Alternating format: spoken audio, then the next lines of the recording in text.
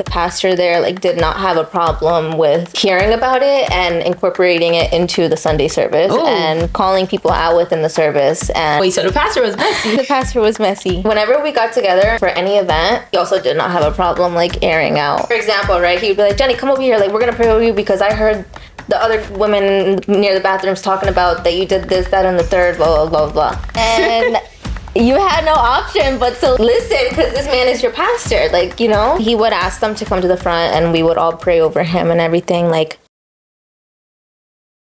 hey guys, welcome back to another episode of the Let's Testify Together podcast. I am your host, Rasheeda, and welcome to another episode. I feel like I just said that. I did say that, but whatever. My brain is all over the place. It's the end of the day right now. It's a Friday, so just bear with me if I'm trying to get my thoughts, my words together.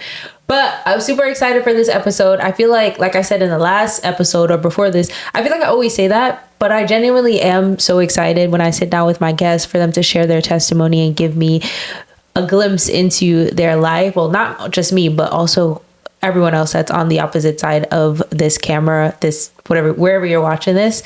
But yeah, I'm super excited for this episode. We are sitting down with Jennifer. No. And I'm so excited to hear, I'm excited to hear her testimony, but I'm also excited for you guys to hear her testimony as well too. I know it's a powerful one. I don't even know your testimony in its full capacity. I feel like I don't know your testimony at all. So I'm going to be learning a lot about you. But yeah, so with further ado, Jenny, how are you? How you doing? I'm good. How are you? It's been such a long time. Yeah. Low-key. Since we like sat down and talked. I mean, obviously we see each other in passing at church and we talk via DMs. Jenny is, let me tell y'all something.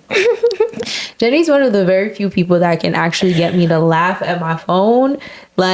Actually laughing out loud. This girl is hilarious. You are unintentionally funny. Do you get that often? I do. And if not, it's the complete opposite. That you're not funny at all? I want to know who says you're not funny at all. They're haters. They are. They're haters. They're haters. Because you are funny. I'm hilarious. You're hilarious. No, but I'm so grateful that, first of all, you were the one that was like, I want to share my testimony. I want to be a guest on the podcast. And I feel like... Because it's so cool. What really? You're doing is so cool. No, it is so cool. It's such a nice opportunity for people to come and just talk, but also get it out there. Yeah. Because you never know what the next person is going through. For sure. And how when we were praying for this podcast, you don't know who it's gonna reach. Yeah. So it's nice. I know. I've definitely and thank you guys for your support thus far. I've definitely gotten some positive feedbacks regarding it as well too. So it's filling my cup as it also fills other people's cup, and that's the heart of it. Whoever it reaches, I just want whoever that's sitting on my couch to, share and be transparent, be vulnerable, because I feel like there's also some form of healing that happens when you get to share in a very, I would hope my orange couch feels safe for people to share and be vulnerable. But I feel like it does give you the space to kind of also reflect on your testimony and be like, dang, I really actually did come far as well too. Yeah, know? Definitely. Yeah. It's definitely, I mean, I'm one of the few people who I feel like I could be talking to a stranger in a coffee shop, really? And I will just sit there and cry. Are you gonna cry today? Probably. I forgot to get you tissues. I'm so sorry. I really meant to get you tissues, so you probably gonna have to just deal with giving you a piece of napkin. It's okay. Okay. But so we know each other from high school. So this does go way back. Graduated high school in 2014. Well, me in 2014, you 2015, right? Can't believe that's been 10 years since graduating high school. That's crazy. I still feel like a teenager. But so we go way back, right? But I know obviously throughout those 10 years, there's so much that can unravel, right? So I guess to begin, tell us who you are. Yeah, so I'm Jenny. From the block.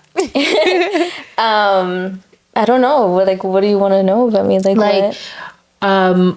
Where were you like raised? I feel like when we were talking a little bit today, I didn't know that like were you born in Florida? Like I know you briefly mentioned that. Like, so I was born in Tampa, Florida, and then moved up here going into high school. So you met me that first year that I like came to New York and actually was getting like stabilized here and like trying to figure out like what I was doing. So you met me when I was actually entering like that adulthood or young adult, should I say, phase. And everything was new to me. I had like no friends here. Really? Yeah. So like my teammates became like my friends. That's crazy. Okay, so you were born in Florida. I guess like how was life in Florida and what caused you to transition to living in New York? Yeah. So life down there was amazing. I love Florida. But we came up here as a family because of there being like a lack of jobs down there at the time. Oh, interesting. So we came up here and all of my family is up here. Like all my aunts and uncles. If not, they're in like Pennsylvania, Connecticut, or like Texas. Were they here before? You guys like all moved at the same time? Yeah, we were the only family out there down south. Gotcha. Because at the time we weren't really close with a family in Texas. So when we came up here, like we had like a lot of support from my mom's side of the family and my dad's side of the family. So that's crazy. I didn't know that this entire time I thought you were like born in New Rochelle. You know why though? Because I feel like a lot of people that are went to New Rochelle High School, I feel like they had family that lived in New Rochelle. Like, because when you also met me too, like I had recently moved from Jamaica to New Rochelle High School. Yeah. So like that first year for me as well. So I met you your second year. Yeah. So my second year, right? So, but still like I was still 2 years into living fully in the States. And that is so crazy. And that's like a culture shock. Yeah. And that was also when I joined the track. I think I joined the track team. I didn't run my first, I feel like the first semester, second semester, I feel like I started running more towards like my sophomore year. So you even met me when I just like had transitioned into the team. And to your point, I also didn't really have friends as well too, because like I'm coming from a whole different country into a newer country. And at the time I really only had my teammates as well too. So that's crazy that our stories like kind of overlap like that. I didn't know that about you. Yeah. That's so funny. Yeah, but I was saying that because I feel like a lot of people that are in New Rochelle typically have their families from New Rochelle, or they went to like elementary school with like other people, and so like they had their friend group like going into high school, so it was like kind of harder to make friends. Yeah, I only had my cousin. Okay. And her friend group was like completely different. Like we just did not click. Yeah. And I didn't want to be like, oh, let me join your little friend group. But I think track kind of took up a lot of my time outside of the educational part of school. Like I was getting home at like, I feel like you guys got out so early. Oh, well, that's true, because I feel like the distance runners always stayed back. Yeah, like the sun was going down and it was time to go home. Coach Gap was not playing with y'all. Not at all. So yeah, so I was going home pretty late, and by the time I got home, it was like homework and like get ready for bed and just, it was really that wake up, go to school, practice. And that was that. Like, that was like my social life. No social life. Yeah. Social life was just track. That's hilarious. Okay, so tell me about life in Florida. Like, was your family always like, did you grow up in the church in Florida? Like, I guess tell me a little bit more about just like younger Jenny in that time. Jenny. Yeah. So little Jenny grew up in a church. I'm talking about went to school to church. I was there Monday through Friday after school for like services or like doing like services Monday through Friday. So I was going to school for a while within the church. Okay. And then I left the school within the church to go to like public school. Okay. Oh, so you went to a private school. Gotcha. Okay. And so I was constantly at church, and I didn't mind it. I loved church. Like I literally remember, like I was just like, oh my gosh, like when I grow up, I want to be a pastor. Like I loved it. Yeah, I have my like elementary yearbook, and that's what it says. Like when I grow up, I want to be a pastor. Wow, that's so cute. You was a pastor. So that's what I wanted to be when I grew up. And yeah, I love church. I had my best friend was the pastor's daughter. I was always at her house. Like that was like probably the only person my mom let me go over to, like to their home. And then I also had like the assistant pastor or like anybody within the church that had to do with like the music or like, you know, anything. Like their daughters were my friends. Aww. And we did like the Girl Scouts together and everything. Like we were together all the time. It was beautiful, honestly, like having my friends everywhere that I would go. So it was nice. And at the time, like, you know, for a while, obviously, like I didn't have a phone or anything. So like I didn't need a phone because I was like with my best friends. But we were always doing like, there was this outreach van that we would do together on Saturday mornings. We would go into like the low income families and it was like super low, like trailer type of low. And we would do like a service out there. We would sing and dance, do worship, praise. And then like that pastor would preach and then we would do like, we would go like with food and stuff. And it was really nice. And I spent a lot of my younger years doing a lot of, just like anything in church because like that's like where I was all the time. So you grew up in church? I grew up in church, yeah. So you knew the Lord from a young age? I got baptized like 3 different times before the age of 15. But why 3 different times though? I remember like first it was for like my baptism, like because for a while until I was like 5 or like 3, I was Catholic. Okay. But I never went through any of like those Catholic steps that you had to go through. So that's why I never considered myself Catholic. But my parents were. So when my parents got married, I also had like my baptism around the same time. So my godparents are Catholic. Most of my family is also Catholic. So when my family like transitioned to like Christianity, it was like, why? Like, why are you doing that? So, but like for me being so young, I wasn't aware of that at the time.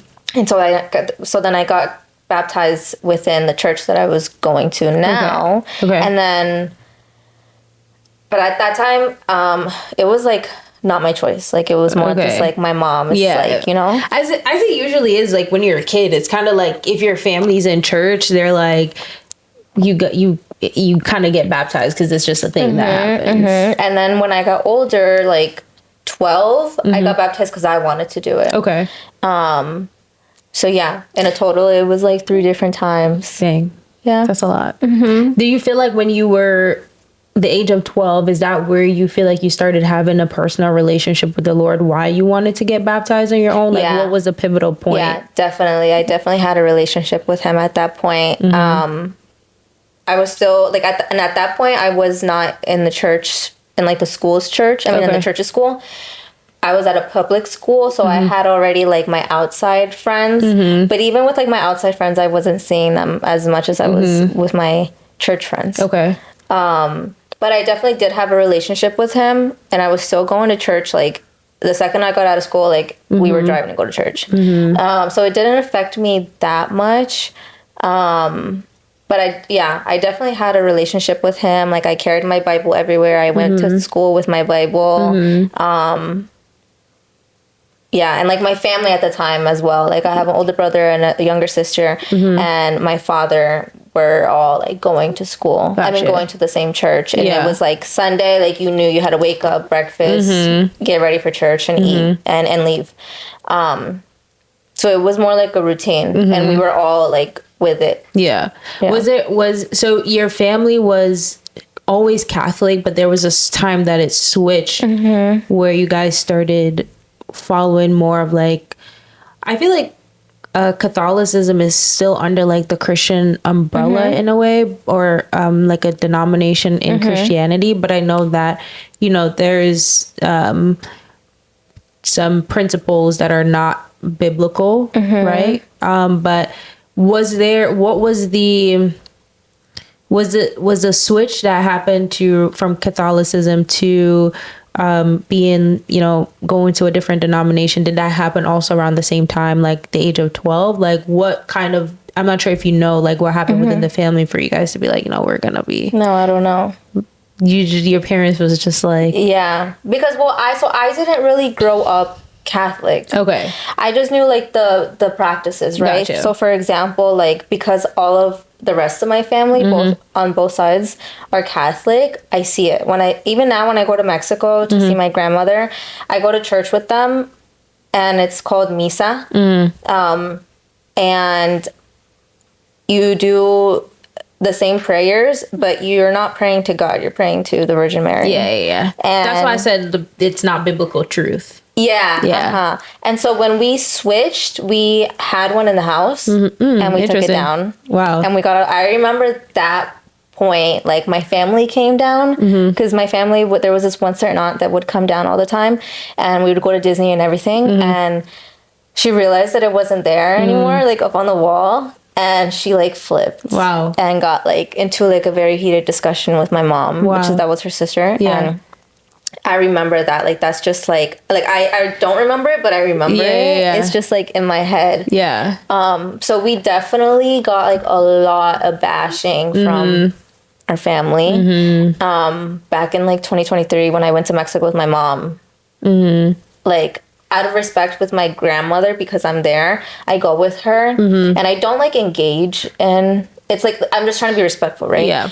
But when my mom was there, like she did not go, and I kind of felt like, oh, like do I go with my grandmother or do I stay home with my mom? Yeah. So instead, like I stayed with my mom, and like my grandma was like mad.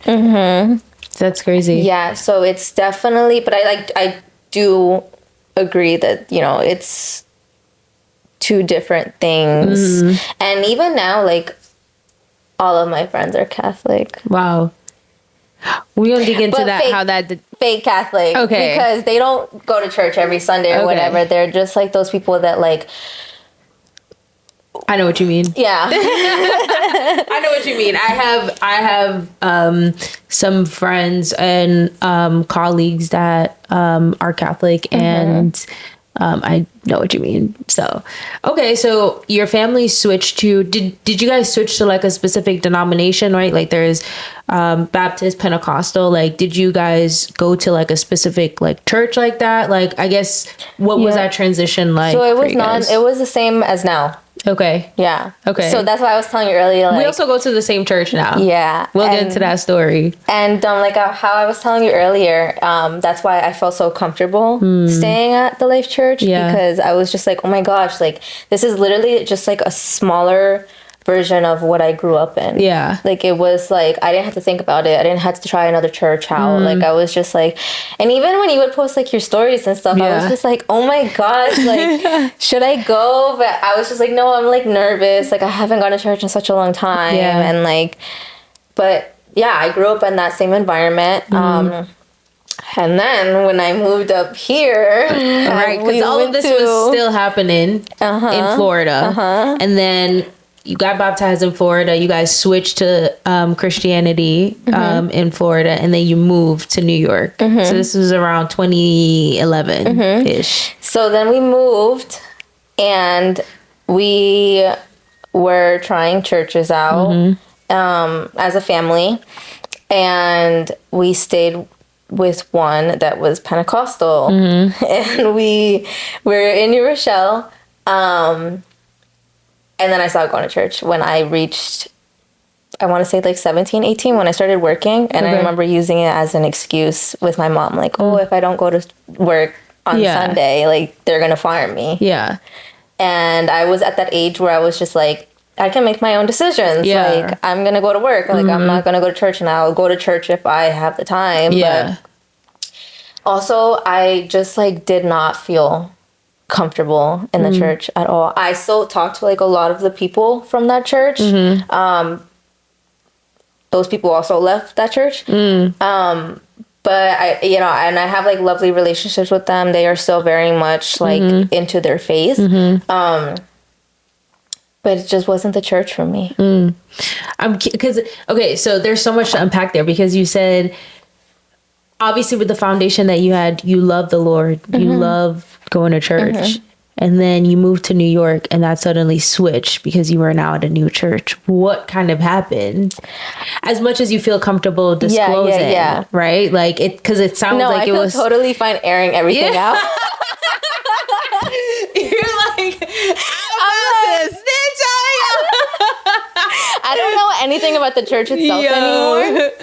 But everybody left. So, you know, it got messy. There was a lot of things that people were shamed on doing. And like the pastor there, like did not have a problem with hearing about it and incorporating it into the Sunday service and calling people out within the service. And oh, wait, so the pastor was messy. The pastor was messy. Yes. And it was just crazy. It was so crazy. And honestly, sitting through a Sunday service where you're like excited to hear the word and then you're like, yeah, well, this person did this weekend and I heard it when I was walking to the bathroom. He would say the name? And he would ask them to come to the front and we would all pray over him and everything. Like, it was crazy. So in the back of my mind, I was just like, I can't do anything. I have to be quiet. Hold on, take me slowly. Back up. Like, the pastor would... Yeah, there was a lot of gossiping, yes. Tay was like, gossip. In conclusion. Yeah, it was bad. It was bad. Oh, my goodness. And like, whenever we got to do that. Whenever we got together, like for any event, like he also did not have a problem like airing out. He would be like, for example, right? He would be like, Jenny, come over here. Like, we're going to pray over you because I heard the other women near the bathrooms talking about that you did this, that, and the third, blah, blah, blah, blah. And you had no option but to, like, listen because this man is your pastor, like, you know? But it's uncomfortable. Yeah, because it's not like he's doing it in a way where it's like he pulls you aside and he's like, you know, I just so happened to hear XYZ. He said, "Now I'm about to tell you what like, I heard about you in front of everybody." Yeah, so everybody knew your business. Wow. So that's also another reason why I was just like, it was also hard to make friends there because I was like, if I tell you something, are you gonna go tell somebody else, and then I'm gonna get the pastor, and then I'm gonna be at the altar getting prayed over? It was messy, yeah. So we left that church, and then my parents got divorced. Okay. And he stopped going to church, and he kind of already like clocked out before that. Your dad? And we went to another church, and that church was really great. Actually, some of those people go to the Life Church now. Interesting. It was also messy. Not the Life Church. The people. No. Yeah, the people. Yeah. Not my church. Well, I get you. But no, it was just not the fit for me. But by then, I also feel like I was clocked out too. Like that Pentecostal church ruined it for me, and it gave me so much church hurt. So when I went to this church with my mother, I was just like, I like it, like it's cool, but I was already mentally just like out of it. I guess what was the church hurt for you, right? Because I know you mentioned obviously like there was like gossiping. Did something happen directly with someone in the church that hurt you, or was it just like seeing all of these things and like it not aligning with biblical truth? Yeah. Was it? Yeah, it was that. Yeah. It was more just like, even like simple things, like, God forbid I went to church like this. Wow. My mom would have just been like, go put on a dress. And I was just like, and that's coming from my mom. And even now, as much as I love her, we don't go to the same church for a reason, right? Because she goes to a Spanish-speaking church, and that's not really my vibe. Yeah. She loves it there, and she'll come to Life Church like here and there. So, like she also loves it there. But like, yeah, God forbid I went to church, to my Pentecostal church dressed like this. Yeah. Like they would have looked at me and been like, where are your stockings and leggings? Yeah. Like, I kind of know that. I was raised Jehovah Witness. And so I would go to the Kingdom Hall as well with that same type of vibe where it's like, you gotta wear your physical dress. Appearance was very important. Yeah. And I'm just like, why? Like, I'm not saying, like, I won't even get into that, but I just feel like, why are we harping on my physical appearance? I'm coming to church to hear the word of the Lord. God forbid it was someone that came straight off of the street. Are you going to kind of judge them in the same way? You know what I'm saying? So, yeah. And I never knew you grew up as a Jehovah's Witness. I did. When I was teaching, I had a lot of Jehovah's Witness students in my class. Yeah. It's a very interesting denomination. Very interesting. But yeah, so then I ended up leaving that church, and then I stopped going to church. Back then, I was still 17, 18. So yeah, I was not going to church at all. My mom would wake up on Sundays and she would literally be like, are you going to come? Are you going to come? And like, she wouldn't force it on me at this point. And I would just be like, no, like I'm tired, or like, or I would lie to her and I would be like, no, I have work, like, I don't know, like at 12. And I would just like leave the house. And I did not feel guilty about it. I did not feel bad. In my head, I also did not hold a grudge against like the church. It was just more like, do you feel like you had a grudge against God in this entire time? No. I wouldn't say I held a grudge against him. I kind of just like went on about my life. And now looking back at it, I was just like, wow, if I stayed in a church, maybe things would have been different. But at the same time, it's like, would things have worked out differently, or would it have just been a part of my routine, like my weekly routine? Like, okay, Sundays, like I have to go to church. Like nobody likes doing anything when they're forced to do it. For sure, absolutely. So no, I did not feel guilty. I didn't have a grudge against any of the churches. I didn't have a grudge against God. But do you feel like it pulled you out of relationship with the Lord? Like, what was your relationship with God, with Jesus, outside of the church? Like, did you have a relationship with him even through, you know? Okay. No. Yeah. So by the time that I left the Pentecostal church, I feel like I just clocked out. Like, and I remember begging my mom, like, let's go back to Florida. Let's go back to Florida. And like, that just was not an option anymore. Yeah. So yeah, altogether, I just stopped going to church, and I just became so busy. Like I was working full time. I was going to school. I was getting home late. Like that was just like my life for like a while. And then, like I was telling you, I packed up my car one day and I drove down to Florida one random Tuesday night. You just said, I'ma just go. Yeah. So I went down there for a training. I was still teaching down there as well. Like you drove the entire 22 hours by yourself. And I had no place to stay down there. Like I literally just left. But I feel like I was also like running away from a whole bunch of family problems that I was dealing with at the time, and it felt good. I felt independent. Once I got settled down there, I was just like, okay, like this is what my life is now. And like I ended up making friends through like this Facebook group when I was looking for like a roommate at first. And Miami was Miami. If you know, you know. I don't know in full detail, so I need you to disclose what Miami is Miami. Miami's very, very dark place. People compare it to LA. Did you get yourself in some stuff in Miami? Yeah. I became friends with people who just like worried about their appearance. I became friends with people who just cared about going out and drinking and smoking, and that was literally like their life. Most of these people, what they did for a living were like promotional work. So for me at the time, I was like, this is lit. Like, I'm going out. I got a section. For me, I was like, I got a section. There's someone famous. I don't know who they are, but they're coming through. Like, I was lit. I was lit at the time. And I met all of those friends because one night when I was like finally settled in, like there was this bar or like this club, and I went out there alone.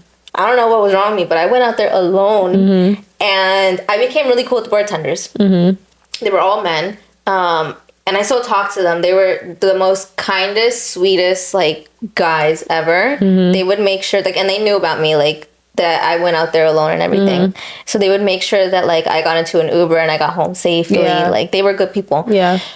But the people that they introduced me into, I was just like, okay, like what's the worst that could happen, right? So I found myself, you know, going out every weekend, and I had this one friend who was just like, now looking back, I was just like, girl, she was so bad for me, like to even be around. Bad in what sense? Like going out every week, introducing me to like the worst type of people ever. Like one time I found myself, I don't even know whose boat this was, but I was on a boat at like, this was like after leaving the club. It was like 3 a.m., 4 a.m. On a boat? They were like, let's go to the boat. And I'm like, yeah, let's go to the boat. Like, I'm ready to go on this boat. Like At 3 a.m. sketchy. Don't remember how I got there. That was also like a very important thing too. Like I dissociated Yeah. so much when I was down there. Like I just remember like I would be at one place and then I'd be at the next place and then I'd be at one place and then like there was times where like, how did I get home? Yeah. Like it was just like, it was so crazy. But back to the boat thing. I don't even know where my friend went. And when I messaged her, she was like, oh yeah, like I went home. Like I didn't feel well. Like whatever. She left you? On the boat. And I had to get home through this random guy because my phone had died. Through this random guy who was like the most weirdest guy ever. But I got home and then like after that, I was just like, what just happened? But I kept hanging out with that girl. Oh my goodness. Because for her, that's it was scary. just like, oh, like, what did you want me to do? Like, I couldn't find you. I felt bad, but I had to go home. Right, because her getting home without you was more important. Yeah.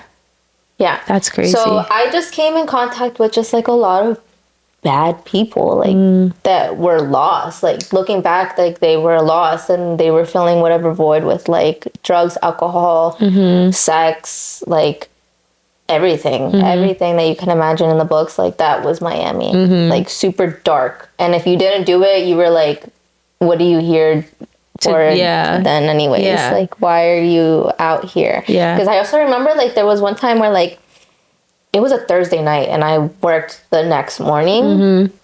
And this was when I was still teaching. And they were like, why isn't your homegirl drinking?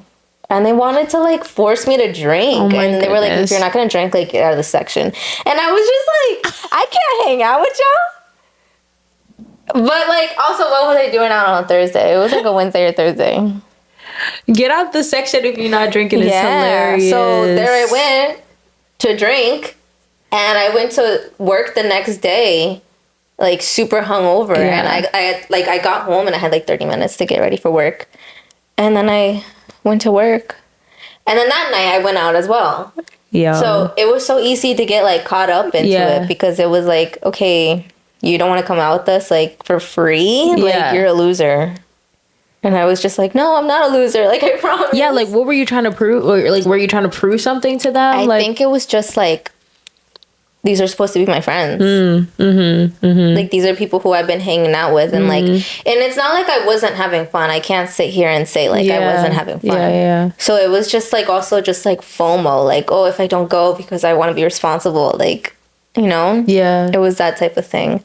But no, those were definitely not my friends. And when I came back, they were already like deleted and everything. And like I had that girl that I'm talking to you about, she like messaged me like this long paragraph because she realized that I like didn't follow her anymore. And she was just like, that's so disrespectful. Like I did so much for you. Like you had no friends when you came. You didn't make sure that I went home safely. I could, anything could have happened. I was on a boat.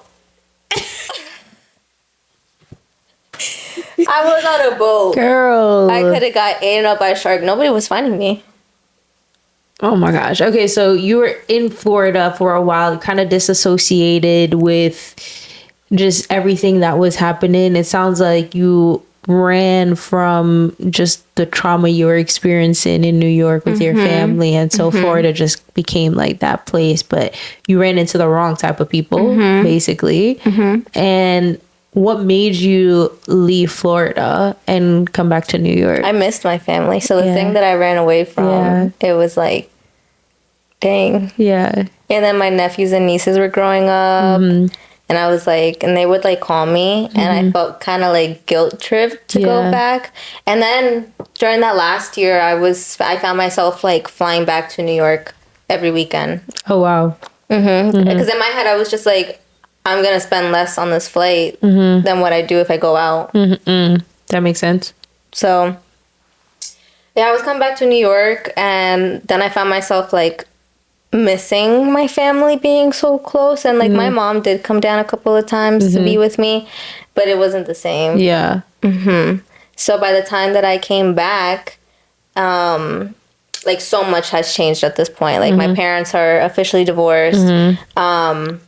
And that for me was kind of just like a lot of weight off my shoulders. Right.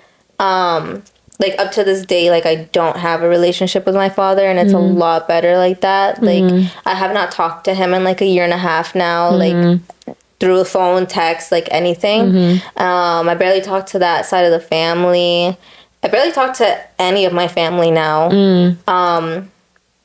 And that doesn't come from anything that they did. It's just kind of more like, you guys are kind of weird. Like, I gotta love you from over there. Yeah. Sometimes that's okay. Like, I think on this walk have learned how to love people from a distance. And it doesn't, there's a difference between loving someone and liking someone. You can absolutely love someone and not like who they are as a person, who they, how they carry themselves. But obviously we're still called as Christians to love people. And so sometimes we do have to love people from a distance. Like, I gotta love you from right there. I'm gonna keep you over there. I still love you. I'll still protect you. I will still pray for you. Like if push comes to shove, of course. But there's a boundary that we still have to create. I think sometimes people don't realize that, like, they think that, Christians should be like, this free for all. No, like we still have boundaries. Like just because we're called to love, that doesn't mean that there aren't going to be boundaries with loving as well too, Yeah. So, yeah, that makes sense. So then when I came back, while I was down there, I was still on and off with my boyfriend at the time. That relationship was like a lot. It was a lot. And so when I moved down there, I didn't tell him either. Well, I didn't tell anybody when I left. You just up and left to Florida. I told my mom that day when she got home from work. It was like 5 p.m. She got home. And I was like, by the way, like, I'm going to go to Florida. She was like, like, for how long? And I was just like, do you see anything in my room? Yo, you're crazy. So I left, and she was really hurt about that. But she was like, what am I going to do? Like, beg you not to go. The guy that I was talking to at the time, I also didn't tell him, and I didn't think it was going to be such a big deal, because I was like, okay, like... Girl, you moved 22 hours away driving. Yeah, but it's what do you shorter mean? On a plane, like, if you were to want to see me. You're not you trying to defend it right now. anyways, listen. So I ended up telling him, and he was just like, like, why wouldn't you, like, consult this with me? Like, don't you think it was kind of important to tell me? And I was just like, no, like... Honestly, I thought about it, like, long term, and I was just like, you're gonna sit here, you're gonna tell me, well, I don't want this relationship anymore because you're so far away, and that's that. Yeah. And I was okay with it. But he hit me with the, no, I want to keep on talking to you, let's do the long distance thing. And I was like, okay, so then, like, what were you complaining for? So... I was in that, and then that's the same boyfriend that I had going into my senior year of college. Okay. So this man was like in and out of my life. He was that man. And when it was good, it was good. And when it was bad, it was bad. Going into my senior year of college, we broke up. And then like a month later, this was when I was doing triathlon. So I stopped running most of the time. I was still part of the team, but I started doing triathlon. And I also wasn't far. I was in New Jersey for school, close to New Jersey. And so we broke up for whatever reason. I don't even remember. And then I remember it was a Saturday morning. It was 5 a.m. We had all woken up, gone on the van to go to one of the pools to go work out. And I could not stop throwing up. And I was just like, I think I'm getting the flu. Like, something is going on. And then my coach was looking at me like, and I remember I had the light blue Gatorade. Yeah. And I was like, I think it's this Gatorade. Like, but like, I don't know. I always drink it. It's my favorite flavor. Like, I ate last night. And at this point, like, I was like in the game. Like, I was so serious about triathlon. I love triathlon. Physically, it was healing me. And I was trying to make it to nationals. And because the year before I made it to nationals, it being my first year. So I was like, okay, I'm good at this. Like, you know. And so, I'm throwing up and I'm just like, I don't think I could finish this workout. And then he was just like, okay, like, I'll see you later when we get on the bikes. Because that's how the routine was. It was swimming in the morning, biking, and then maybe running in the afternoon. And so later comes and he's just like, I don't want you getting on the bike. And I was just like, what do you mean? And he was just like, I want you to go to the nurse. And I was just like, why? And he was just like, I don't know. I think you should just get checked out. Like, what if you do have the flu? Or like, what if you have something contagious? Like, you know, be smart about it. And I was just like, can I just get on the bike? Like, can I just do my workout? And so he was like, no, because I already told the nurse, like, if you don't go, like, you know, you're not, like, he basically was just like, if you don't go, like, you're not, like, you're getting pulled from the competition. And I needed to go to that competition because it was a qualifying competition. So then whatever, I go and I guess, like, out of routine, they make you do the pregnancy test. And I was just like, I'm on birth control. I'm taking that routinely. I haven't seen my partner, like, at the time, like, I was just like, okay, like, even before, like, him and I were, like, constantly, like, together, broken up. And I was just, like, not even a thought in my head. I was like, okay, like, we're done. Like, I haven't seen him in a while. I'm on birth control, and I'm taking it. Like, actually, like, I have an alarm on my phone and everything. There's just no way. Tests come back, and I'm pregnant. Child. And at this point, I'm... like, no, I'm not. Like, you said, like, where are the cameras? I'm being punked. So I make them take another one because I'm like, there's no way. Like, I remember pulling out my birth control from my bag and taking out my phone and showing them, in an hour, I'm going to take another one because it's almost that time. No, girl, I was pregnant. And so I was just like... The silence is loud. I was like, there's no way. Like, how? And so... well, you know how. So then I was just like, what do I do? Yeah. And I remember meeting with the PT at the school. Because I had to see her. Like, after the workouts, I was, like, scheduled to see her. And she got, like, an updated note from my doctor nearby. Because I had to bring it to her, obviously. And she was just like, oh, so you're pregnant. And then I was just like, yeah, like, that's why I was, like, you know, throwing up. And she was just like, okay, well, like, you can't work out. And I was just like, no, like, I have to, like, there's a meet coming up. Like, I have to go to that meet. And she was like, you can't, Jenny. Like, she was like, if your plan is to keep the baby, like, you can't. Like, that's just, like, what the school, you know? And so I was just like, okay. But it still has not, like, process to me that I'm pregnant. Yeah. And I'm going about my day and I'm just like, I'm not pregnant. So I go to CVS and I get 3 different tests. Yeah. And at this point, I'm spiraling. And I grab my roommate and I'm just like, I can't drive my car. Like, I remember I was like shaking. Like, by the time I got to my dorm, I was just like, no, like, there's just no way. Like, it's impossible. Yeah. And so she drives me to CVS. We get the test and they all 3 come back positive.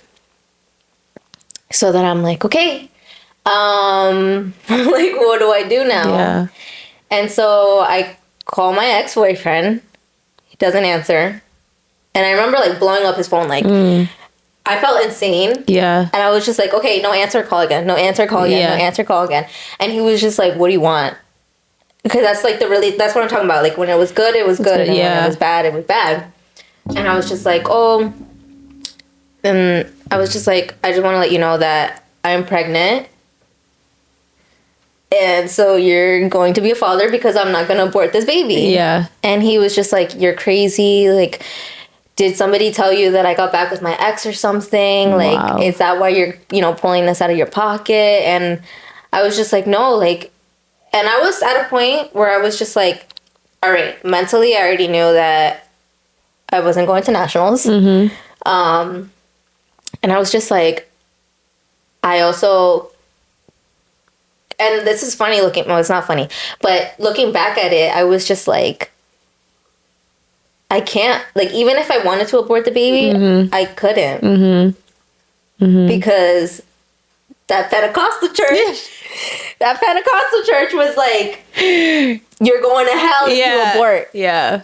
Yeah. And I was just like, I can't. Like, it was just so crazy to me. And I was like, listen, like, if you want to be a part of this life, like, okay. But if not, then it's okay. Yeah. And then I was just like, I'm going to have this baby anyways. So at this point, I'm just like, my teammates know. Well, at first they thought that I was just like sick, like I had the flu, because that's what I told them. That's what I asked my coach, to say. So I was pretending that I had, the flu, and I missed out on like those qualifying competitions, and I remember that being like so sad to me. And then one morning, like 4 months into it, I woke up like cramping so bad, and I like broke out in like a fever, like, and I was having the chills. And then I went to the bathroom and I remember just like using the restroom and being so relieved. And then I looked down and there was blood everywhere. Wow. And I was just like, that's weird. So then I got up and I started walking back to my bed. And I got back into bed. Like, I just, like, pretended that, like, that didn't happen. Like, I don't know. I don't know why. And then I had to get up in, like, 2 hours. So by the time I got up in 2 hours, like, I got up. And the second I got up, like, there was more blood just, like, gushing out everywhere. Yeah. And my roommate, like, I remember looking down. And my roommate looking at me, like, in silence. Like, she was getting ready for class. And she was just, looking at me.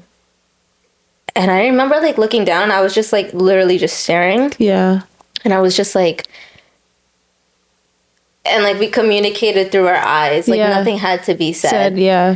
And I got into her car and we went to the hospital, and they told me that I was miscarrying. So then I was just like, okay. Like, I was like, okay. And it didn't hit me until I was put on pain meds, and they ended up giving me a plan B to clean out my system. Yeah. And I was bedridden for like a week. So I missed out on school. I missed out on everything. I was like excused from classes, and I was just chilling in bed. But, like, it didn't do anything to me. I was just like, okay, like, I also had a ultrasound appointment like 2 weeks before, and I had texted my mom, and I was just like, and she still didn't know. Okay, I was about to say, did she know? Yeah. No, I texted my mom, and I was just like, hey, like, I'm gonna come home, and I have something to tell you, but like, you can't be mad at me. Yeah. Like, please don't be mad at me. Like, and I remember, and she was just like, no, like, yeah, like, what is it? And I was like, no, I'll tell you. And I remember I like planned like this cute little basket, and like I had everything. And then that weekend was the weekend that like I was bedridden. Like I couldn't go anywhere. I couldn't get into my car and like drive back home. And she was like, what happened? Like, I thought you were gonna come home. And I was just like, no, like, it's okay. Like, I also lied to her, and I was like, I have tests coming up that I totally forgot about. Like, I need to stay and study. And she was like, oh, okay. But then when I did go home, like 3 weeks later, she was just like, oh, what did you have to tell me? And I was like, oh, no. And I was just like, no, don't worry about it. Like, I forgot. Like, it must have not been important, you know, that I forgot. And yeah, so that happened. And up until last year was when I actually started grieving. Wow. And it was like the weirdest thing ever. Yeah. Because I never sat down and grieved. Even when I did get over like the miscarriage.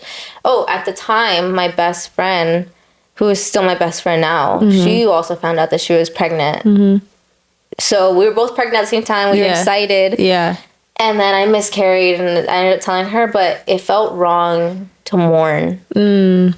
Because she didn't deserve to be hearing it from me. And I also didn't want to be like, oh, well, this morning, like, I was still bleeding. Yeah. You know, like, me updating her kind of felt, like, wrong. Yeah, because she was still pregnant. And I didn't want to take away from her experience.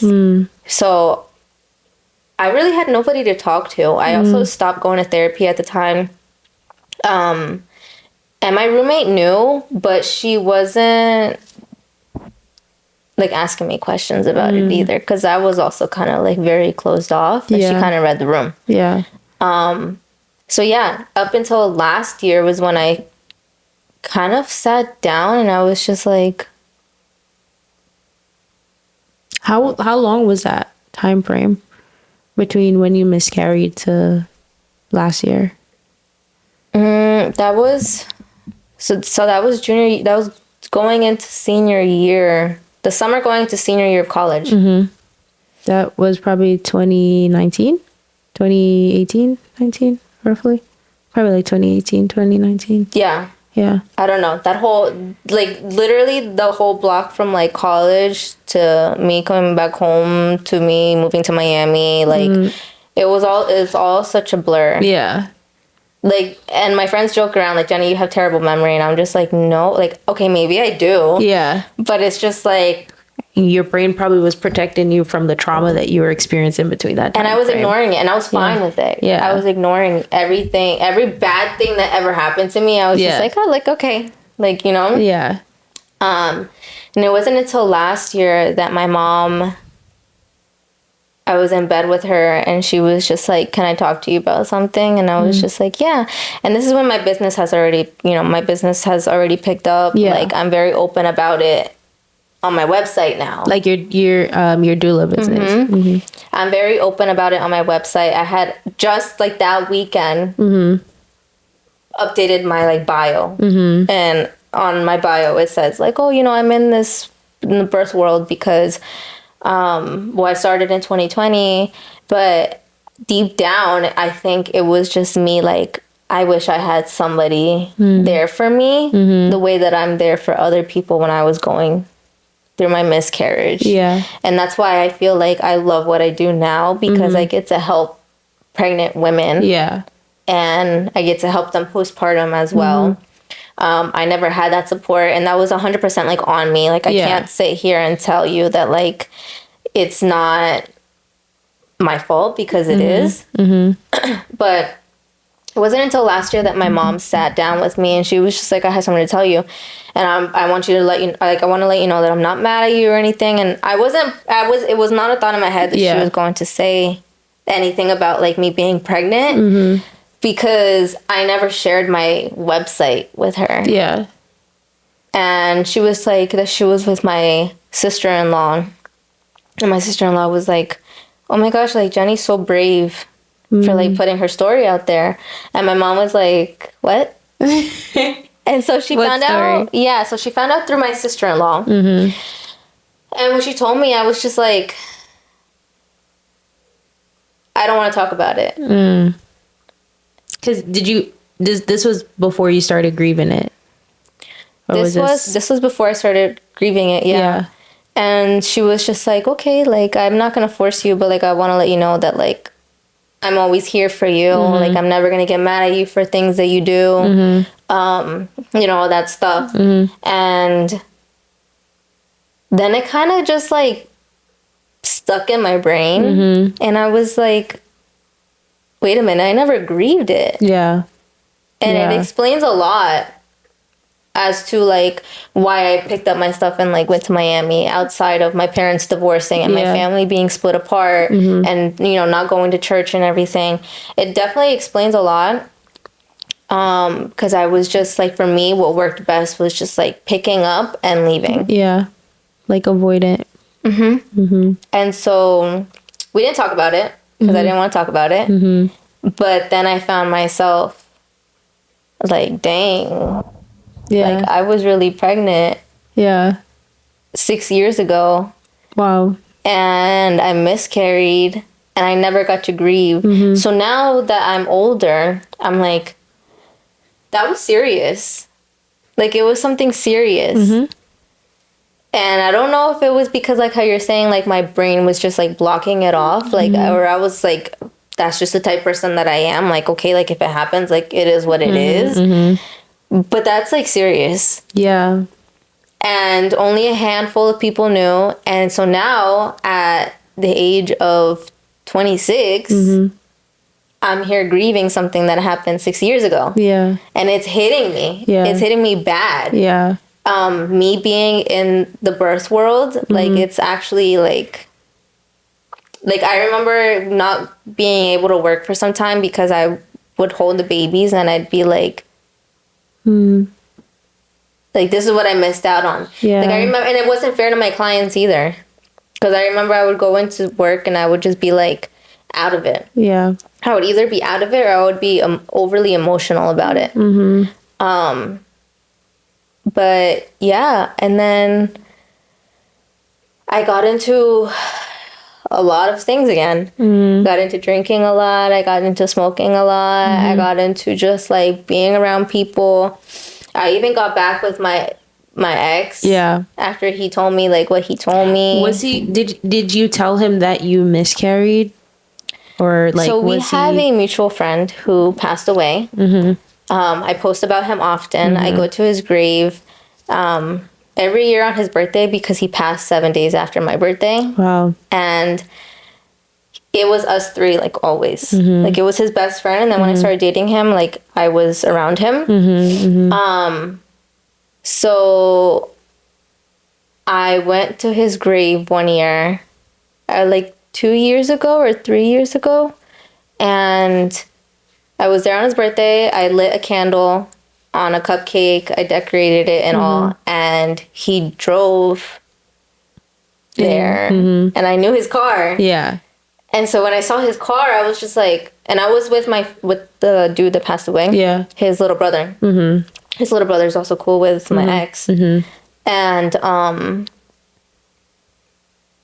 looked at him and I just froze. And I was just like, what do I do? Yeah. And he was just like, nah, chill. Like, I'll go and say hi to him. Like, and I'll tell him to leave if you want me to. And I was just like, no, like, it's fine. Like, I'll just get up. And I went to the car and I sat there. And at the time, I was also taking care of, like, this little girl. So I had a car seat in my back seat, and he had saw it. And he had came up to me, and he hugged me. Because like, he didn't know that you miscarried. He didn't know anything about my life. So I found out that he ended up getting back with his ex. Which is why he had said, like, did somebody tell you that, you know, I was with my ex or whatever. So he ended up getting back with his ex. They broke up. And I just never, like, I never grieved it. I never posted anything about it. I never got the opportunity to post about it. I never got an opportunity to actually enjoy any sort of, like, any pregnancy phase or nothing. So he had asked me, so he came up to me, he hugged me, and he had asked me if we could talk, and I said no. I went home, and I was just like, that was really weird. But whatever. Avoided it again. Then he ended up messaging me on Instagram, and he was like, can I talk to you? Like, so we ended up talking, and he apologized for everything he's ever done. Yeah. And I like to think that it was genuine. And he didn't ask me to get back together or anything, but it was just like, it was strictly apologizing. And he was just like, so, like, do I have a daughter or a son? And I was like, there's something wrong with me. There's actually something wrong with me, because I remember asking him, like, what do you think it is? Like,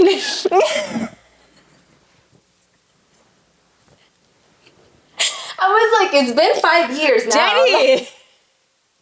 I was like, what do you think it is? And he was just like, a boy. And I was just like, well, actually, it's neither.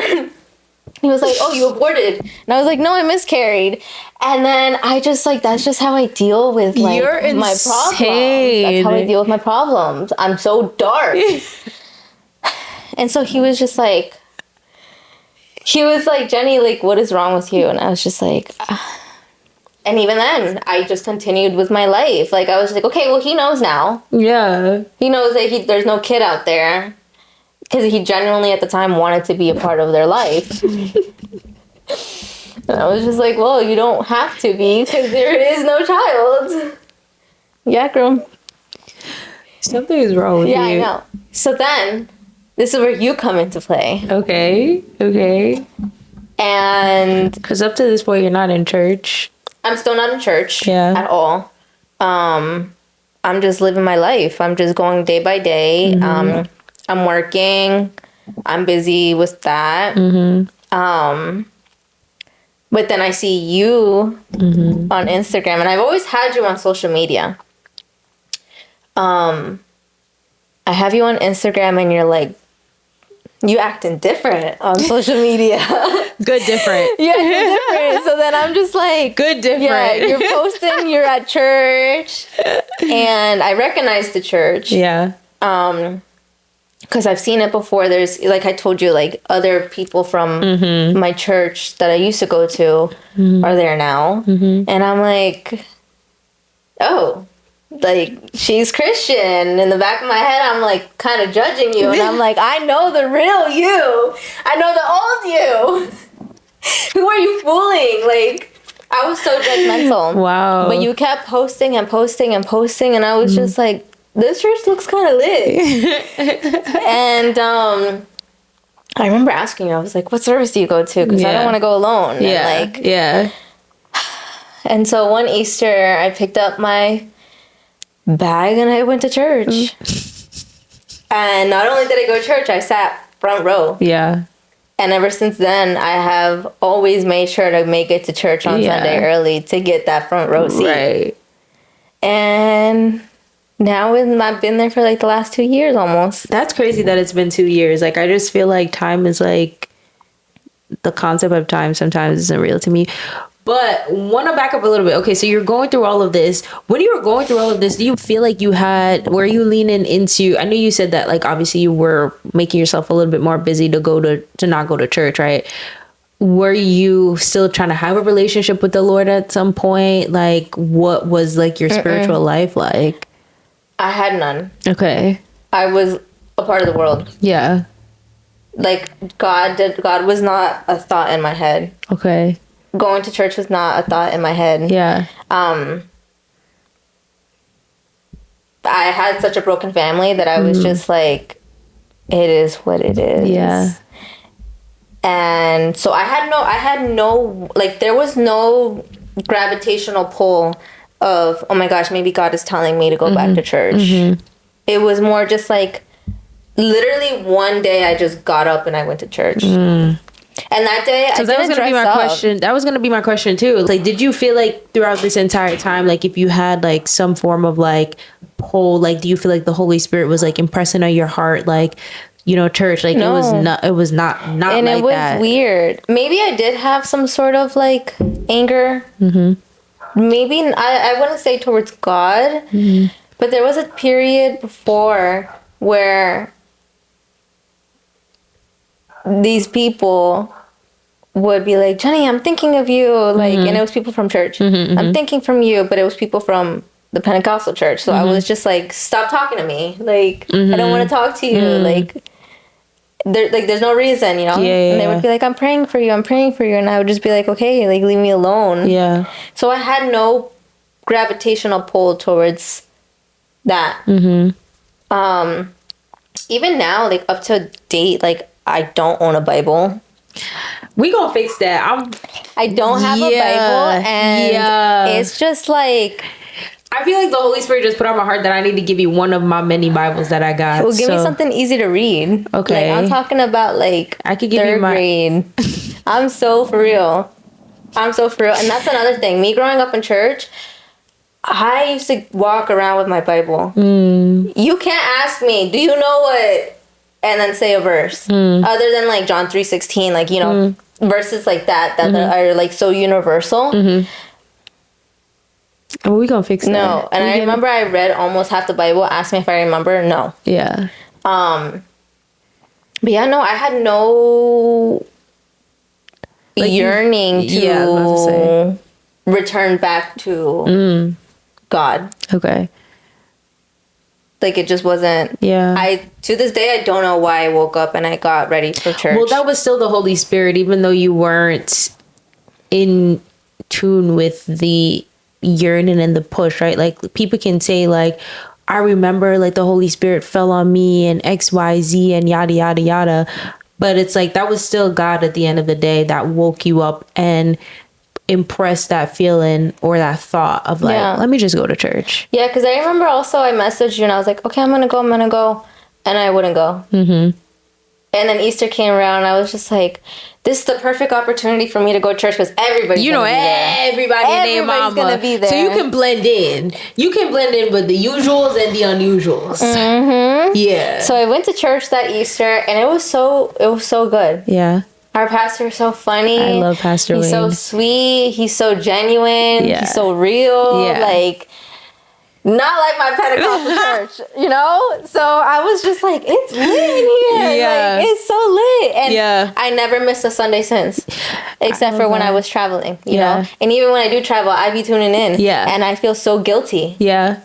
I feel so guilty. Curious, and I get FOMO from it now. The same FOMO that I would get from going out. Yeah. If I didn't go out, is what I get now. Yeah. So there wasn't like a pivotal turning point of like turning back to Jesus. It was kind of like, I'm gonna just go to church. But like, to your point, now you're saying that like you're in church now. What has kept you? Like, do you feel like, obviously we love our church, but have you now developed a relationship with Jesus? Yeah. Yeah. Everything that I ignored hit me like a brick. That'll do it. My miscarriage, it hit me like a brick.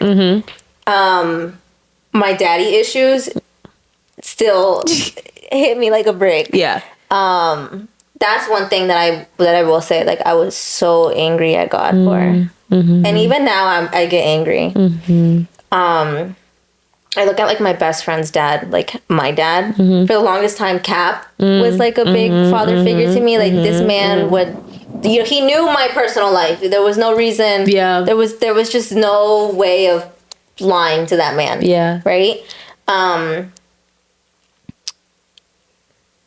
Me and my self-love and what I held myself to in terms of allowing men to come in and out of my life like that was normal to me at the time because I had no father figure. That hit me like a brick. Even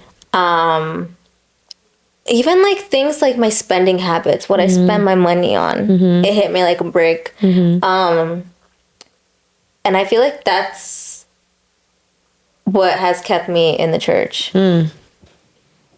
Because I feel so convicted of everything that I've done and everything that I still do continue to do. because it is definitely not linear. Yeah. And it's something that has, you know, I like feeling it. Like, you should like conviction. Oh, absolutely. You should like it, and you should want to be convicted. Yeah, because things. I feel like with the conviction comes the knowing that, oh my God, okay, I'm still connected to the Holy One. Like, I'm still very much in relation with him, because the Bible says he disciplines the ones that he loves, and that discipline is that conviction. So it's like, it's a beautiful thing to feel that conviction. Yeah. And I'm front row every Sunday. And it hits me. It really does, but it feels good. Even now, I still struggle with I still struggle with all of it. Yeah. Just this past Wednesday, I was sitting there and it was literally like God told him my business. Bro, the sermon that Pastor Chris Durso preached this past Wednesday.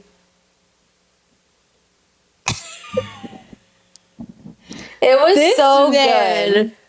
Was it like the double-mindedness, like going between your trauma self and your self in Christ, like that was for doubtful me. Mind. That was for me. So you feel like you go back and forth right now in your walk with the Lord of like the version of you that has went through all of these things, right? Those are big things, like going through a miscarriage, like not speaking to your dad, like I'm sure not having the earthly relationship you want with your father affects your vertical relationship with God, right? So it's like dealing with all of these things. They're big things to deal with. And so it hits you like a ton of bricks all at once. Do you feel like it affects like your dynamic with the Lord, like going back and forth between like your trauma self but knowing yourself in Christ now? It does, but in a good way, I feel like. Because I'm always like, I have a dad, and it's so nice. Yeah. And growing up, he was always physically there, but it was never emotional. Like, I never had an emotional relationship with him. Like, he never showed up to any of my school events or my meets. Having him at my graduation was very odd. Like, I was so disgusted. Having him when I went away for college, like when he dropped me off, like I was just like, okay, leave. Like, I'm already like in my dorm, everything's out of the car, like leave. So going to church is so nice because I don't want to feel any sort of anger towards him. I'm not that type of person. I've never been that type of person. I've always been like, it is what it is. And that's the only time that I feel like that. So that's why I say like now it's better off when I don't have a relationship with him. He also is like a stereotypical Mexican machista.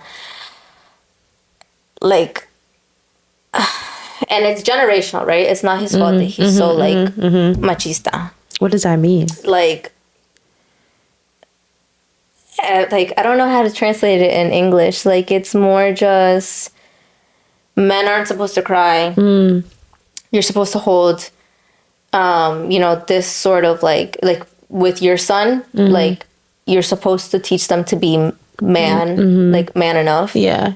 Kind of sounds like this macho man. Yeah. That's what it is. Yeah. So because he was raised that way, it got passed down to him, and he doesn't see like there's no other way for him. To maneuver through his own life. So I wasn't getting that out of him. So do you feel like when you say like you have a dad now, like are you referring to like having a relationship with the Lord or like so do you feel like and it's so nice because I'm able to talk to him literally everywhere.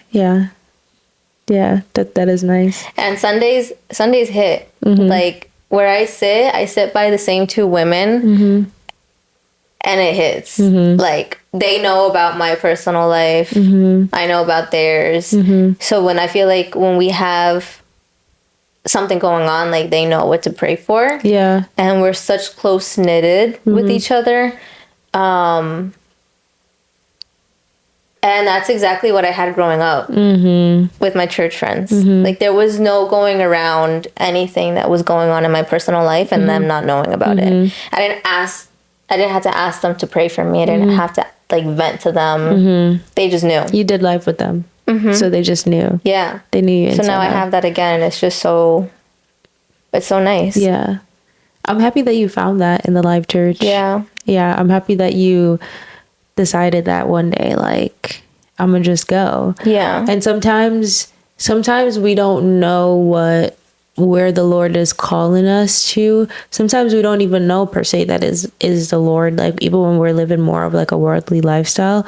But when we have that swift obedience to just move, everything literally falls into place exactly how it's supposed to.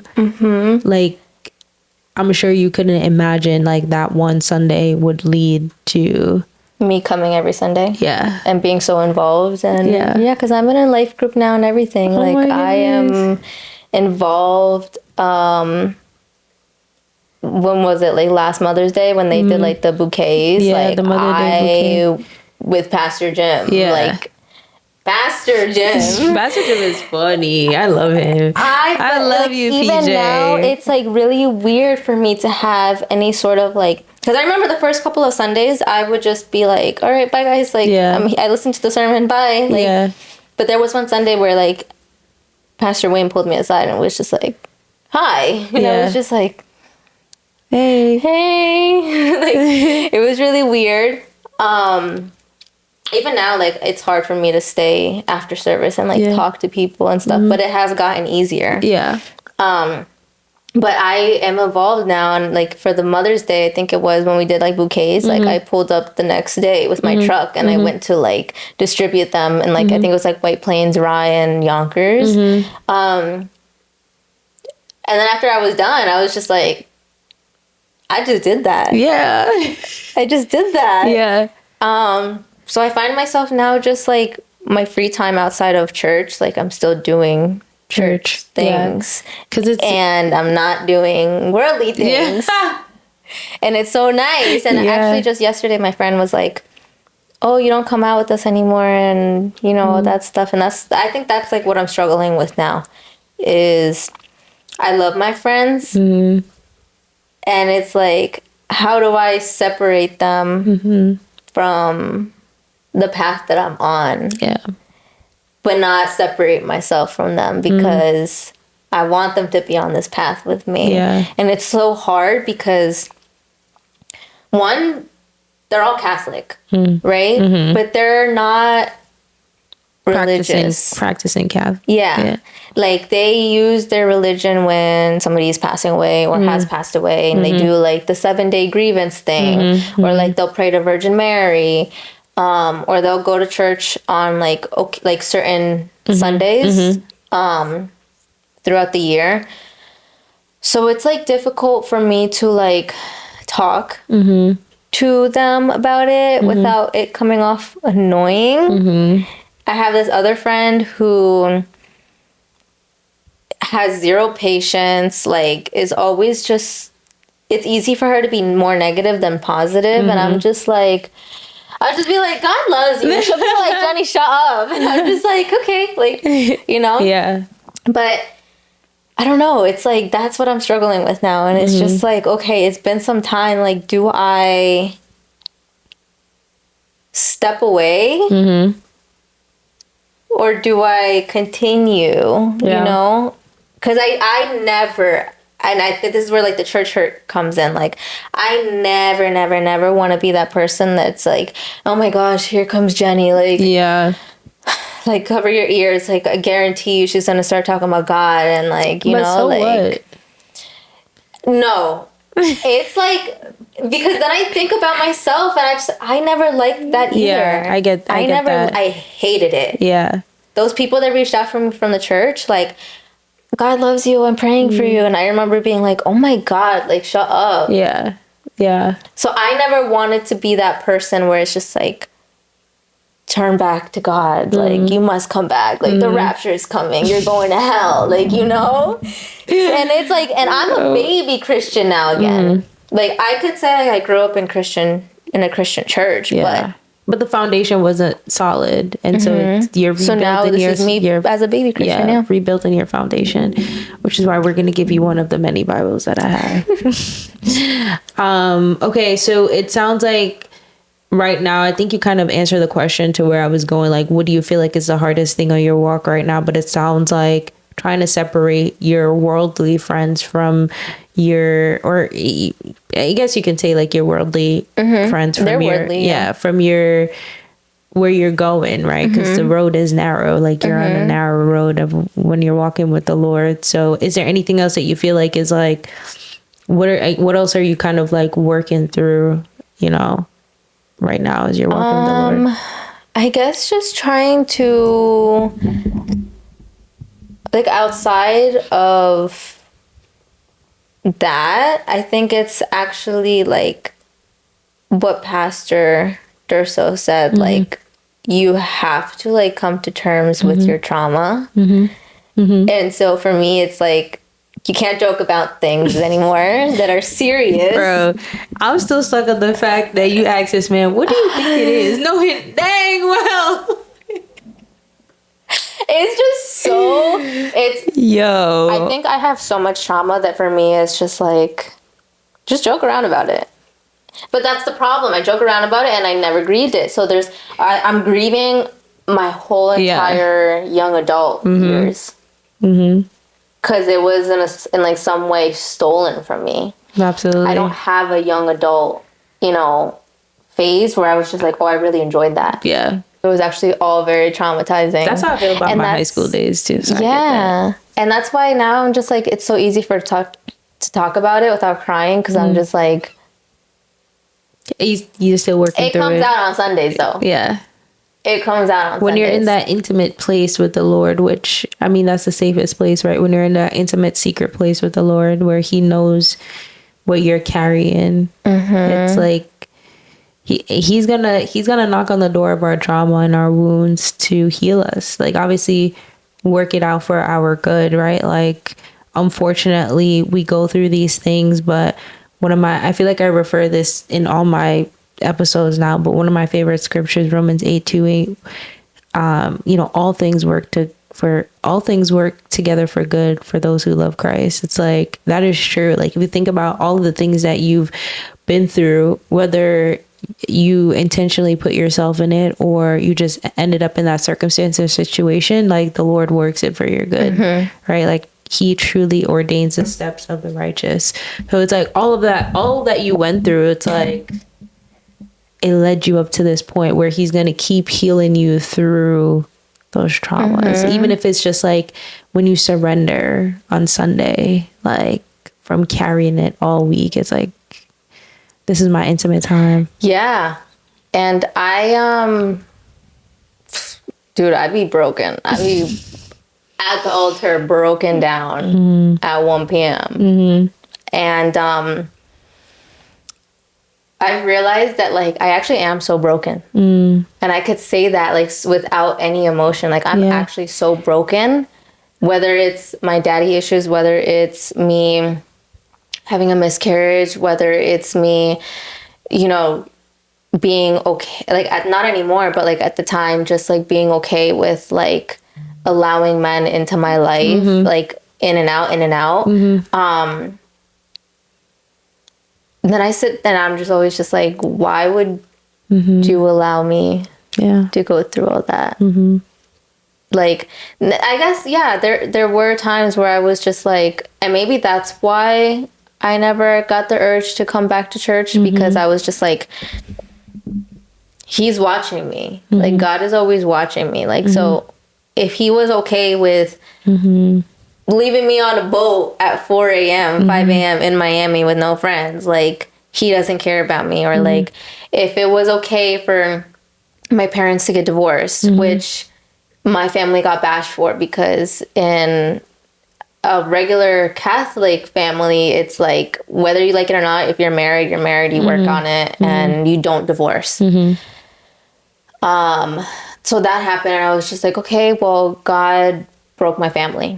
He also broke my relationship with my father that I had with him, and he also broke the relationships that I had with my siblings. He just watched me break apart. And so maybe that's why I guess you could say I had a grudge with him, and that's why I didn't want to go back to church. But I also feel like that's why I go through things in avoidance, because it's more like that's just how I grew up. Yeah. But I think it was also the lie of the enemy to make you think that the Lord was absent through all of these things, because he never left you, which is why you're here now, right? Like in this moment, like he has kept you through all of those trials and tribulations. Like even though it might have felt in those moments that he wasn't there, you know, people always say like, if God is present, like why we go through this? Why are we going through these suffering? But it's like, we have to remember that we live in a broken world. And unfortunately, because God is with us, it doesn't save us from the human experience of this world. We're still going to go through, like John 16:33 says, like, you know, there's going to be trials and tribulations in this world, but Jesus says, take heart because I've overcome this world. It's like, there's going to become a time where we aren't going to go through any of this suffering. But unfortunately, because of the sin that entered the world, because the enemy is the God, little g God of this world, we still have to go through the human experience. And, you know, sometimes it might feel like God isn't there. But again, going back to that scripture, is Romans 8:28, it's like he's still working it out for our good, because someone will hear your testimony and be like, oh my God, like you're still sitting here with going through a miscarriage, with going through not talking to your dad even up until this point, but you're still finding it in your heart to show up to church every single Sunday. Yeah. It's like people, and I think that this is the ultimate heart of the podcast. It's like people seeing that this Christian walk is not easy, and that we wrestle with our flesh and our spirit when we go through these things, when we have these hard questions. But at the end of the day, when we reignite our relationship with the Lord, he helps us work through these. Like it's not perfect, but it's progressing. Like he will continuously like sanctify us, like as we're surrendering those things to him, you know, like as we're relearning how to lay the foundation. It's like, yeah, when we look back at these things, it's now we can say like, oh my God, like God kept me. Like he kept me for this moment, for me to share this testimony, because there is going to be at least one person that watches. And it's like, oh my gosh, like Jenny went through that, like, and she's still here. Like, and nobody ever knew about it. It's like, that to go through that alone as well too. It's like, one, like you're mentally sane, like that can break someone to a point where it's like, God knows if the Lord didn't have his hand on your life, like where you could have ended up, where you could have been. Like things like that take a lot of toll on people, a lot. So it's like, you're sitting here because he was with you. Like he was with you through that entire time. Yeah. And now honestly, I've reached a point where I'm just like, okay, like I'm okay with grieving everything now. And although it is hard because it's everything at once, and I find myself like getting triggered like super easily now, it's always reassuring and nice going into church on Sunday. And I could sit here and say like, I am Christian, I love God, like I go to church every Sunday, I'm very into my religion, and I'm practicing what I preach, but I'm still broken. So broken. I'm so broken. I think like changing your one thing that I learned from his name is Tim Ross. I watch a lot of his like podcast. Two things can coexist. It's like the reason God shows up in your brokenness, because he says in your weakness he's made strong. So it's like, yeah, like I can do all of this and I'm still broken. And that I feel like puts more power to what you're going through. It's like when you use the word but, he always says like it cancels out the thing that you said prior to, right? But it's like, no, like I am broken and I'm still strong because Jesus is the one that is walking with me.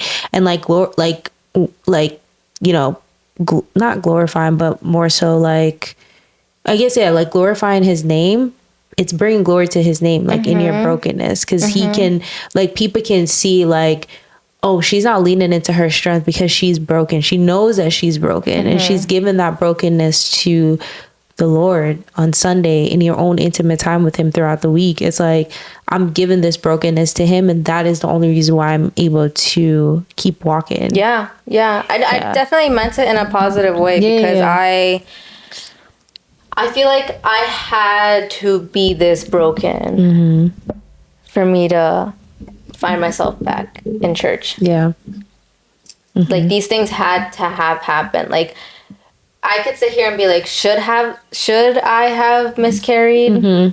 Or like, should I have not had a father figure leading to me finding it in different ways? You know, things like that. Like, obviously, like, he doesn't want us going through those things, but they are things that do happen. And it's very unfortunate, but I don't think that if they didn't happen, if I was not broken down to the point that I was, I would have gone back into church. Yeah. And sometimes that's what we need. Like, sometimes the Lord is like, I'm not going to take this thorn out of your side because it's quite literally the only thing that is keeping you attached to me. Your trauma is quite literally the thing that you're praying away is the thing I'm going to say no to, because that is the thing that is keeping us in relation. And sometimes it works ultimately for our good at the end of the day. Yeah. And I feel like also, like, the more that I go to church and speak to the women that I am in the life group with, because I'm also very open with them too, I've realized that, like, it's so easy for me to go out with my friends and not drink. Like, I actually don't want to drink, like, at all. And I've been sober for a while now. And other things, just like the men that have been a part of my life in my past, like, when I post on Instagram, like, myself, and that's like another thing, like, I don't post certain body parts anymore, right? And they still, like, will slide up and then, you know, insinuating, like, oh, like, let's go out to eat. And, you know, like, I know the motive behind that. I don't have, like, it doesn't bring me anything. Anything positive, you know? If anything, it makes me feel like, you're disgusting. Like, get out of my messages, please. Leave me alone. And, yeah, like, my selection with men have gotten so much better. That's one thing that I'm, like, praying for right now, that I have been, you know, told to do, I want to say. Don't know where he's at. Don't know when God is going to bring him to me. But he has been telling me to pray for my future husband. So wherever he is now. He's somewhere out there. Don't know where he's at. Mine is with him. Hopefully they're like brothers or some sort of family. But that's what I've been praying for. So yeah, I have been praying on that. And then I've also been just praying on just to stay on the right path. And it's been going well, honestly. Like, I don't have any wanting to go back to, like, the things that I was once doing and finding enjoyable. Even, like, the little dumb things, like, that I would just do alone. Like, I don't want to go back to that. What are the dumb things you be doing alone? The dumb things I'd be doing alone. Even, like, little things, just, like, the music that I play in the house. That's real. Yeah. Like, I have cut down on my music, and I now listen to podcasts. Yes, I love listening to a good podcast.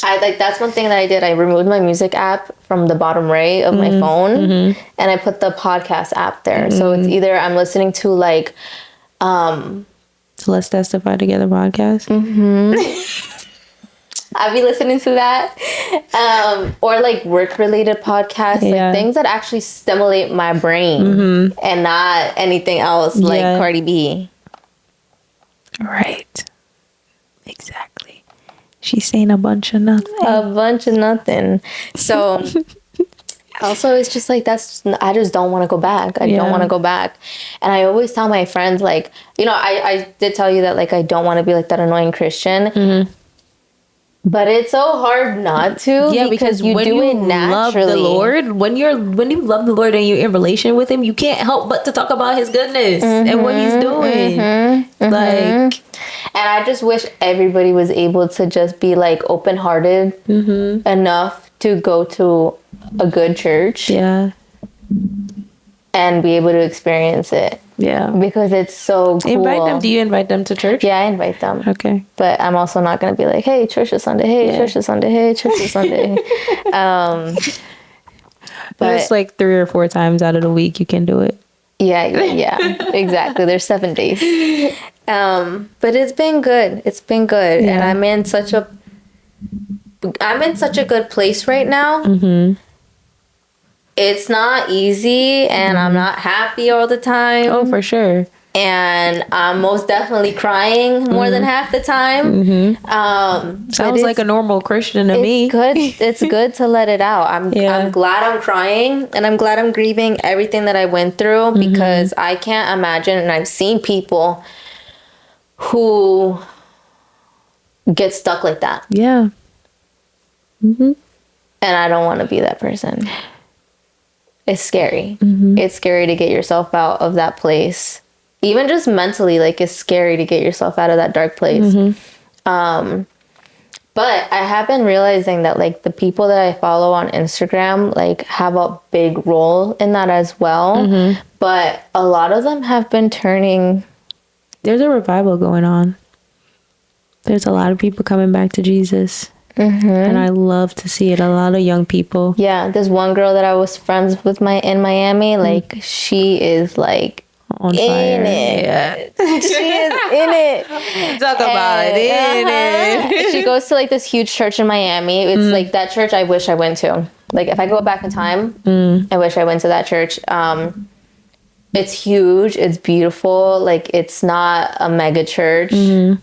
It's so good. It's so good. So she, like, seeing her now in it and me in it is so beautiful. Yeah. I don't know. It's just beautiful. It's beautiful seeing, like, going on social media and seeing that. Yeah. Because it is true. There's so many people that are opening up their Bibles, and these are the same people that live the same life as me. Yeah. Ciao. Okay. Well, I feel like I just want to encourage you, like, as a new, like, believer. I feel like, one, I'm happy that you're in church. I'm happy that the Lord planted your feet there, and I'm happy that you have community. That's really important, especially as a new believer. I'm so happy to hear that you have women that are covering you, women that are praying for you, women that see you, women that you can be vulnerable and transparent with, that you're in a life group, because I think that is going to be really important. Like, salvation happens in Christ, but restoration happens in community. And you're going to get a lot of healing and just discipleship, a lot of discipleship when you're surrounded and doing life with people that are on the same path as you. And so I would encourage you to stay connected to the women that are pouring into your cup right now, because they're going to be, you know, if they're truly walking with the Lord, they're going to be the ones to continue to steer your ship back to the narrow road. Discipleship is really important, especially as a new believer. Yeah. And then also get a Bible and start digging into the word. Like, I would encourage you. Last decade. I'm gonna give you one of my Bibles before you leave, so you can at least start. But I also I'm gonna gift you a brand new one as well too. The NLT one. I would give you the NLT Study Bible. I'm going to give to you the NLT Study Bible because when I first started walking with the Lord, that's what I started reading. It was very easy for me to read. The one that I give you is NLT. I'll let you read it and you let me know if you feel like it's like, okay, I could do that. And then if you feel like it is, then I'll get you a newer, more study Bible one. But yeah, I would encourage you to start digging into the word, because that's where you're going to start developing a deeper relationship with the Lord. And the word it comes alive. Like when you read it and you read it with the mindset of, I'm not going in to seek myself, but I'm going in to understand the characteristics of Jesus and what he truly did for me, it will change your life. Like it will change how you view things, how you live. Like it will start to sanctify you, and you'll start to realize how imperfect and how your brokenness is actually to be celebrated, because in that brokenness, again, like he can be made. He's made, not made strong, but you're able to use his strength, I should say. Yeah, because it's not definitely everything. All of this is not for me to carry. No, it's not. Yeah. Nah, it's not. But yeah, I would encourage you to just keep going. Like I